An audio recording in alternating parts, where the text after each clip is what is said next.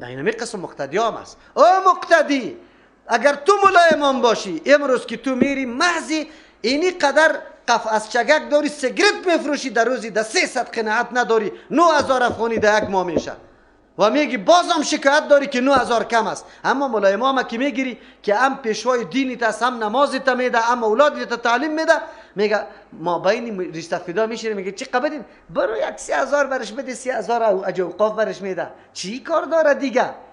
و برادری خواهم ضرورت داره. امروز اینجا ما دیدیم تیشه در پای خود زدیم که تو خیانت کردی، اخلاص برای امام نکردی. امام هم میگه غم نکو، من اینطور چراندن بکنم رمره که پرسان نکو که از پیشم خیر نبینه. امو رقم حالت است در این وطن ما، امو طور حالت است. نه مقتدی اخلاص به امام داره، امام کی صدا میکنه امولا و قوری بیادب، نعوذ بالله، احترام این گپا نیسته. امولا امام چی میکنه که بر پدری توی طور شو از ما خیر نخواد دیدی. 20 سال تیر میکنه، شما باور به الله بکنی که سلام دور میده، لا اله الا الله محمد رسول الله میخوانه، برش الله اکبر و 3 دفعه استغفر الله را یاد نمیده که این ثواب دیگه کمایی کنه. خلاص همین طور تیر شده دیگه. این خیانت هاست.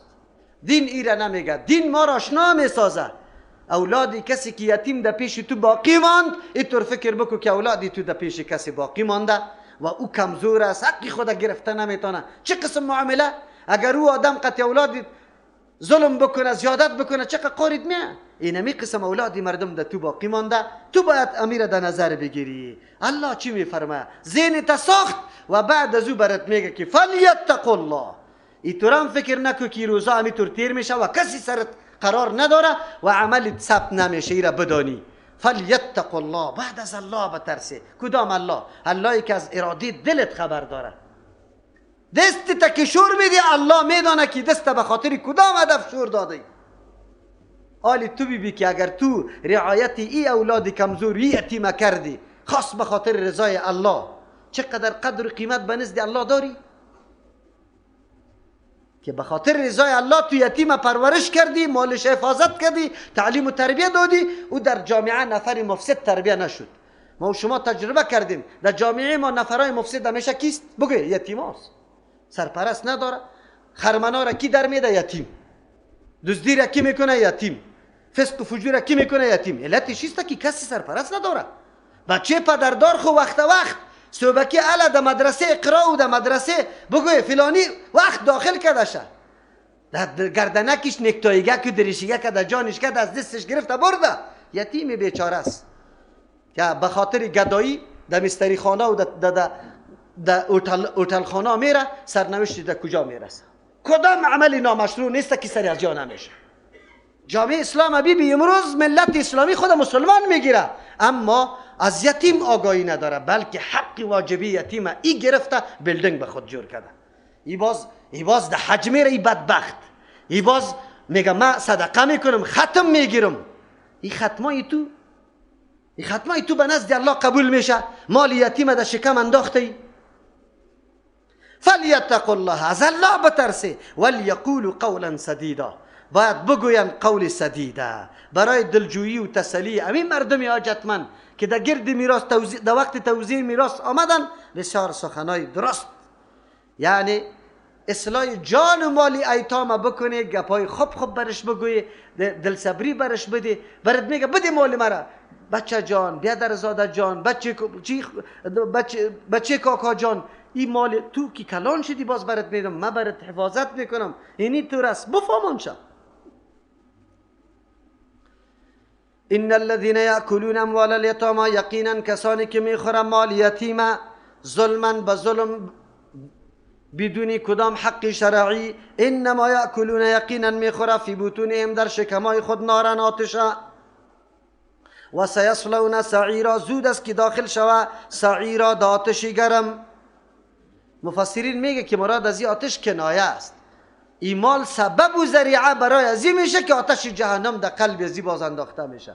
لیکن محققین مفسرین میگن نه، بالفعل می آتش جهنم است. اگر کسی بدانه مال حرام در حقیقت آتش جهنم است، اگر تو بدانی امیال آتش جهنم است.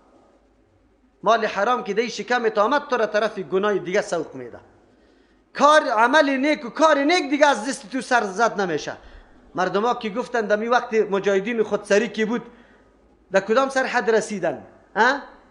به زور و ظلم راه را گرفتن. چرا ما اینطور کار میکردن؟ امروز مال حرام خورد، صبا اونمو حیوان مفترس جور شد، نعوذ بالله. حیواناتی که دکو زندگی میکنن وحشی، روز به روز که تو به حرام تغذیه شوی در سرحد میرسی که حسی تشخیص از پیشت گم میشه. باز حرام برات زیبا معلوم میشه، حلال خراب. بارها در مجلس ها نگفتن؟ میگم مرا مزه نمیده که تا از مردم نگیرم. برش که بگو بگم نان در خانه ما هیچ مزه نمیده تا که از در خانه مردم نخورم. در این سرحد میرسه او بیخی حسی تشخیصی خود گم میکنه، در مو سرحد میرسه.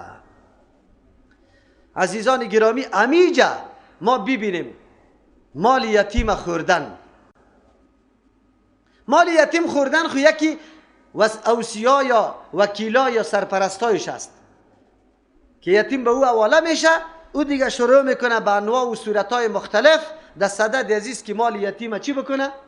بپرانه به یک گرا، نه از یک گرا، مثل که پیش خواندیم که زود زود مصرف میکنه که باش یتیم کلان نشه که از پیشم نگیره، یا مالش قطعی مال خود یک جا میکنه آهسته آهسته در آخر هیچ چیزام برش باقی نمیمانه، یا ایسته که تبدیل میکنه بیکاره را بر ازو گذاشته. خوبه ولا تتبدل الخبیث بالطیب. این صورتها را با شما پیش تیر کردیم. مال یتیم خوردن در شکم آتش انداختن است. بیای عالی ببریم.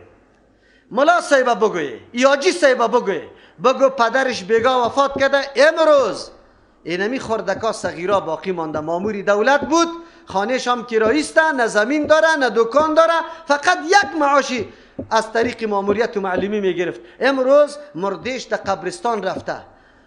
تو بدبخت عالم دور از علمای مومن و واقعی، کدام شریعت تو را اجازه میده که آلی در دوره اسقاط بشی و مالش بگی؟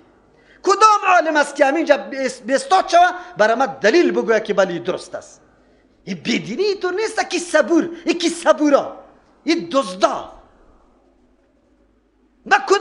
با کدام دلیل یا میخوره؟ او جی تسبیح دینی قدر دراز انداخته تو پس می دخانی یتیم پخته کرده.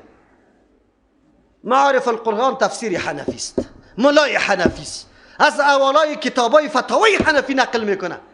مال وقتی که وارث غایب باشه، مال وقتی که یتیم داشته باشه، مال تا وقتی که تقسیم نشده، خیرات کردن صدقات کردن از او حرام است. بیار بکشو ملا صاحب تا امروز خورده ای، یک روز در سر منبر با مردم بیان نکردی، تو آجی خوردی، تو ملک خوردی. خدا مسلمان میگه آیات قرآن و کتاب خود قبول نداره، بیار بکش. تو معارف القرآن دقیق مطالعه بکن، تفسیر خودیت است. گپی مرا خود قبول نداری که بگم تو اینطور هستی، تو یک دفعه برو. مال تقسیم نشده، خیراتایی که میشه شما بگید تقسیم شده، ورثه به میراث مکمل توزیع شده، بعد از او خیرات میکنه، قبل از او بگوی. معارف القرآن نوشته میکنه با کفن، از کفن که اضافه رخت باقی مانده که اونجا میره به ملا صاحب جای نماز واره مندازه، یا مال ترکه است. این در کفن شامل نیست، مال ترکه است. تا که تقسیم نشده به کس داده نمیتونه، ورثه به کسی داده نمیتونه. چرا؟ در ورثه صغیر است، در ورثه یتیم است، در ورثه غایب است. تفسیر خودت نوشته کرده. گفته ای به مردم، من که میگم که اینجا کی صبوری است شما؟ نه والا مولوی صاحب سخت میگه، علما را سخت میگه. این عالم است، این کتابی الله را میخونه، چطور برش جایز است؟ و عالم تو چطور 40 روز نانی تا مکلف مقرر میکنی سر همی خانه یتیم که شام برای ما بیار؟ این کدام دین است؟ برای تو جایز است؟ یا آیت قرآن میفهمی یا میخوانی یا نمیخوانی؟ عقیده برش داری یا نه؟ ان الذين ياكلون اموال اليتامى ظلما، این ظلم است. چه حق داری؟ جمعه میگیره ختم میکنه، این در کدام کتاب است؟ همین تو واجب رفته در گردش نشسته، آیت قرآن میفهمی یا نمیفهمی؟ چی با کدام نیت تو میخوری؟ ابیره برام بگو، دلیل سند بکشینی. یاکلون اموال الیتاما، هر قدر مردایی که از ما میمره یا یتیم داره یا صغیر داره. صغیر تا که کبیر نشوه خودش اجازه مال خود نده، کسی خورده نمیتونه مالش. در حق کسی که وفات میکنه اول 4 حق متعلق میشه. اول کفن دفنش، که در او اسراف و تقدیر نباشه، نه زیادت باشه نه کمی. در شریعت که چیزی کفن مقرر شده، طریق دفن مقرر شده، عمیق مصرف بکو.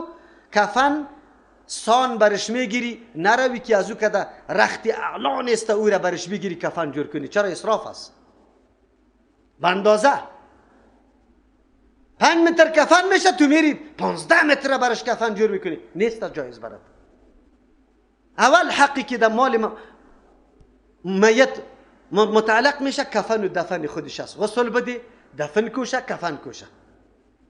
بعد از او پشت دینش بگرد که چقدر قرضای مردم سری از این مردکه موجود است. قرض دو قسم است، یکی قرض الله، یکی قرض مخلوق الله. قرض مخلوق الله هم است، لیکن یمی مردکه حج سرش فرض شده بود جناب، لیکن نرفته. قرض الله هم سرش باقی مونده. قسم خورده بود کفارش نداده، با زن خود زهار کرده بود کفاره نداده، قتل خطا کرده کفاره نداده، ایلا کرده بود کفاره نداده. مسلمان ها تعالی این موضوعات هیچ نمیدانه. در معاشره اسلامی تان یک دفعه پرسان کنی که ایلا را میشناسه، سهار را میشناسه، قتل خطا را میشناسه، دیت را میشناسه، کفاره را میشناسه؟ نمیشناسن. ایله ها به خود جور کرده، به تو بده، به او بده، نمازایش روزایش. تو پشتی نمازا و روزا الله برات متعین کرده که اگر نمازش مان تو فدیه بدی. در کدام کتاب است؟ در کدام حدیث آمده؟ این قدر مرده ها شد. این دین از خود جور کردن است، در خلاف دین پیغمبر صلی الله علیه و سلم. این بدعت ها را رواج دادن است. ملت است بیچاره کورانه حرکت کرده پشت یک تعداد مردم. یک نفر از کسی سند طلب نمیکنه. کی را به کدام اساس میکنی؟ این در کدام دین است؟ کجا آمده که تو انجام میدی؟ اول حقوقش دینش ادا کو. دینش قرضدار مردم است. او را چه میکنی که قرضدار مردم است؟ عالی قرضدار میشه. جنازه او طرف روان است، بچهش دویده رو ایسته در پیش سودخور که الان اینی قدر پیسه بده که مراسم مرده‌داری ما تکمیل نمیشه. با سود پی عالی مردم یک کمی مالدار شده. مردم سابق که مرده سری کسی میشد حتما سود میگرفت، قرض مردم نمیداد. خودم خورد بودم، قافلای سود روان بود به خاطر ازی که مرده سری کسی میشد میدوید پیش نفری سودخور. او پیسه را به سود میداد، موتور نمیداد. مردن پدر سبب سودخوری میشد، نعوذ بالله. حالی یک کمی پیسه که حلال حرام در دسترسی بعضی مردم قرار داره خودنمایی کرده، بندلا را میکشه اوجا. چی بندلا را کشیده رو استی؟ حق الله را تو زکات نداده، حج نکرده، مال میراثی خواهری تا نداده، دختری تا حقش نداده. تو یک دفعه قرآن بخوان که تو بفهمی که دین کجاست. اونجا خودنمایی میکنی، بالا باد که در استی. تو یک دفعه دین بدان، بعد از او برات معلوم شوه اسلام که تو چه رقم مسلمان هستی. میراث خواهرت دور داده، خواهرت گدایی میکنه، بندلای لوت تو علی کشیده رو استی. تو مؤمن هستی، ولی خود مؤمن میگی. قرآن باز میگی قبول دارم. دروغ چرا میگی؟ کجا قبول داری؟ ببینه مالای یتیم است. دوم حق دین است. دین پوره شوه. بعد از اینکه مال باقی میمانه، کدام وصیتی که مرده کرده ولی وصیت مشروع، روا، ناروا نه. وصیت ناروا کدام است؟ علامه ابن عابدین رحمه الله، عالم برجسته از علمای احناف است. فتاوای شامی مرجع کل فتاوایش است. هر کس که کلی فتوا نوشته میکنه، اگه دیوبند است، اگه قانی است، اگه امداد الفتاوا است، اگه احسن الفتاوا است، کلش از شامی نقل میکنه. مرجعشان چیست؟ بگه رد المحتار که برش میگه، حاشیه بالای در المختار است. اینی کتاب معتمد است. او یک رساله مستقل، مجموعه رسائل ابن عابدین یک مجموعه رساله است. یک رسالش به می خاطر است: شفاء العلیل و بل الغلیل فی ابطاط الوصیت بالختمات و التهالیل. رساله نوشته کرده که کسی که مهم را وصیت میکنه پشت سر ما این قدر سورت بخوانی، قدر لا اله بگوی، گفت این وصیت ها باطل است. این وصیت ها باطل است. وصیت هم کرده باشه این وصیت باطل و حرام است، این نافذ نشود، این جاری نشود، اجرا نشود. همین علما را یک دفعه سوال کنه بگو حنفی که خود داد از حنفیت میزنه، حنفیت میفهمی؟ شما میگم یک حنفی را شما، ما در دیارم همی حنفیت قرار داره. ما قطع امام ابو حنیفه رحمه الله، قطع شاگردایش، قطع کتابایش زدیت نداریم. بسر و چشم همه نقطه را قبول دارم که موافق کتاب الله و سنت رسول الله صلی الله علیه وسلم باشه. اما اون نقطه را که یک آدم به نام حنفی درش داخل کرده، اما نقطه غلط است، نقطه نادرست است، او را نمیپذیرم. این اسقاط از کجا داخل کرده؟ کدام دلیل است؟ کدام سند است؟ در قرآن، در حدیث؟ الله ما را مکلف به انجام احکام میکنه، نه به اینکه کل احکام ساقط شود. به کس بده کل داخل جنت شو برو. عیسی آخی کار میکنه. وصیتش نافذ میشه، خود سوم میشه. اگر این آدم وصیت کرده مالش 3 حصه میشه، در 1 حصه وصیت از این نافذ میشه. این سوم حق شد. 4م حق مال که باقی میمانه در بین ورثه تقسیم میشه. تا که این مال تقسیم نشده از این خیرات و صدقه دادن غلط. تا که مال تقسیم نشده از مجموعه مال یک چیزیشه به کسی دادن، این قطعا توفه دادن، این قطعا غلط است. قرآن کریم خریده از امی مال به مردم میدن، نادرست است، حرام است. بستره جور کرده، هر چیزی که برده، نه اول حقوقی و سیگانه را پیش کو، بعد از او ترکه شو. پس از او که حق هر کس در اختیار امی وارث قرار گرفت، آلی ما ببینم که کی دلسوزی سری پدر و مادر داره که در جای درست مصرف کنه، در جای درست مصرف کنه. اینی دین است و امی دمی کتاب است. دمی معارف القرآن تفسیرش ببین ان شاء الله. ما خیر پیش دیدیم این نقطه ها و این گپا در اوجا وجود داره. خب امی کورا چرا نمیگه؟ در سری قبر استاد نمیشه؟ امی ملا صاحبا چرا مردمی خود توصیه نمیکنن؟ ها؟ این دین چرا پنهان میشه؟ چی میگه برش؟ لافوک. آدمی لافوک در اینجا استاد میشه، وکالت از دیگران میکنه. مردم یک تان شور خورده نمیتانی. کجا؟ پس میرم نان تیار است. نان از کی؟ از جیبی کی مصرف کردی؟ این جیب از کیست؟ اینجا خود تفلکا باقی مانده. مادر تفلکا گریان داره، غم شوهر خود نداره، غم تفلکا را داره که یارا کدام طرف کنم. رست تا بگاره گریانش آرام نمیشه. او ملا، او اجی، تو رفته ایده اوجا زانو زده، لقمای کلان کلی پیشک واری زده رایست. تو بندی الله است یا بندی شکمی؟ تو را به الله قسم.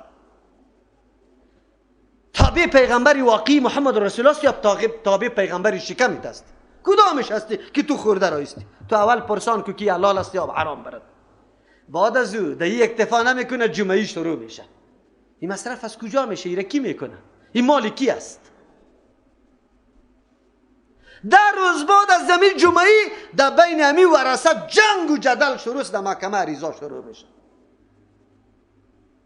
محکم گرفته که چرا توزیع نمیکنی مال میراثه؟ او میگه که ما مصرف کردیم، اونجا مصرف کردیم، اونجا تا که مصرف خود پوره نکنم من این مالا را تقسیم نمیکنم. جنگ و جدل در کجا میرسه؟ همین دین است. تو یک دفعه قرآن ما بخون. آلی ما کدام طرف شویم؟ شما بگوی. ما گپی من نیست، گپی الله متعال است. این الذین، نگفته که امام، نگفته که حاجی صاحب، گفته کسی که یاکلون اموال الیتاما، میخوره مال یتیم ظلما به ظلم است، همین ظلم است، هیچ حق و حقوق سرش نداره. انما یاکلون فی بطونهم نارا، یقینا میخوره در شکمای خود آتش جهنم. از این آجیا و ملاها گیله نکنه. سالا اینمی تر مال حرام خورده، از او خاطر حق سری از یا بد میخوره. در مسجد که تو حق جاری میکنی، اول ریش سفید واجی در مقابلت خیسته. حتی یک پرسان نمیکنه، یک سوال نمیکنه، خود نمیفهمونه. وای هلا رفع الیدین کده، هلا رفع الیدین کده. رفع الیدین چیست؟ زنا کرده، نعوذ بالله، دزدی کرده. کدام کرده؟ کدام منکر است؟ همین ملایی که همین گپا را زمزمه میکنه و ایرا میگه کی غلط است، این منکر است. تو را به الله قسم، تو مرد استی در روی کاغذ نوشته کو که رفع الیدین منکر. آمین به زور گفتن منکر است که تو مانع میشی. مردم تشویق به من نمیکنی. نوشته که اگر مرد استی، اگر تو ایرا منکر بگوی کافر استی. چیزی که به دلیل ثابت شده تو منکر میکنی، خب کفر است. پدرت منکر گفته نمیتونه، خیر چرا من نمیکنی؟ نه چرا ریش سفید را تحریک کرده رایستی؟ تو ریش سفید چرا میخیزی؟ چرا از یک عالم دیگه سوال که کی کار است یا نه؟ ببینه از یا گله نیست. چرا از یا گله نیست؟ غذایشان حرام است. سالات در حرام پرورش پیدا کردن. ملا صاحب خو هیچ چیزی حلال نبود. یا پیسه رشوت بود، یا پیسه سود است، یا پیسه ظلم است، یا پیسه با طریق باطل خوردن است. از رای صدقه فطر، از رای چی؟ مسکین نیست، صدقه فطر حق خود ساخته، رای باطل است. مال یتیم خورده. خلاص شما میگه علما را بد میگی. علما یک دفعه قرآن به مردم توضیح کن بده. قرآن چی بیان کرده؟ خود چرا میگه؟ او مولا غیرت کو بگو. او مردم ما در یک جای آمدن مردم گفت ملایی کو. ما گفتم چطوری ملایی؟ گفت والا خیر خطیبی کو تن نماز جمعه. در او زمان ملای سال پوره 20,000 الا 25,000 یعنی 24,000 ماه 2,000 معاش داشت. ما گفتم یک لگفانی اگر میدیم خطابت میکنم. منظور می نبود که بگیرم، منظور می بود که به مردم ثابت شود که دین اهمیت داره. تو در یک جای مزدور میشی، مزدور روز میه تا بیگار قطعت کار میکنه، امی 4 بجه که شود ترنگ مساله تیار باقی مانده 2 بیل امو را بالا نمیکنه. میگه وقتم پوره شده، مساله تو خوش کام میشه، ضررم برش میرسه. بیل خدا میپرته 300 روپیه به می عرقی بگو پیشانی عرق از پیشت میگیرد، اینمی قدر گردن بالا میره. ملا چرا؟ ملا چرا حقیر است در جامعه؟ خود حقیر کرده، خود فقیر کرده، خود بدبخت کرده، خود بدبخت کرده. نکو وقتی ملایی بکو، بله شرایط بگذار، بگو ملا او مردم من ملایی میکنم یعنی قمعاش میخورم، لیکن اموتور باز چیزی که مناسب است مسئولیت دارم ادام میکنم. روزی فرا برسه که آدمی عامی تم گب از حدیث بزنه، درس بگو، خدمت کو، اولادی مردم برسان، مردم تنویر بده، روشن کشه، از دین آگاه کو که بعد از او ایش تو نگویی که مرا معاش بده. مردم کمی لقمه خوب خیلی چیزی لذتناک پیدا میکنن، میگه با مولی سیف که نه برام هیچ امکان نداره. ملای بیچاره زد خود در بدر کردن. نه ملت قطش اخلاص داره، نه خودی از یا قط ملت اخلاص داره. خلاص در 2 ماه معاش ملا جمع نمیشه. خبرداری سابق دانه میداد گندم، کدام گندم میداد خبرداری؟ تیبیزیره. آلی چی میده خبرداری؟ لوتی کنده کنده نمبر بدل جمع میکنه. ایده ملاست خودت تباه و برباد کرده.